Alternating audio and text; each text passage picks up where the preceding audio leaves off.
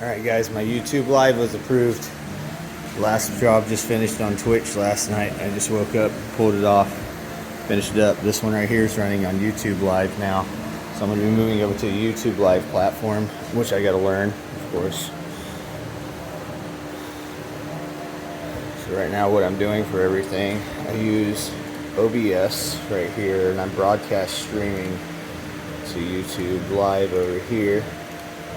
So I need to figure out how to get in here and edit this, because I'm going to name my channel Rapid 3D Printed Horsepower or something like that.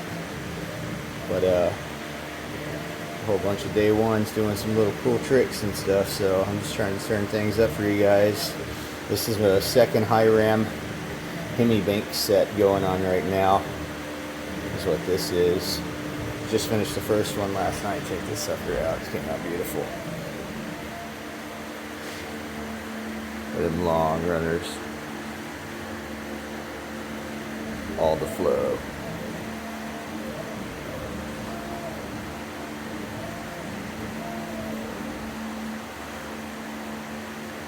Pockets for square nuts.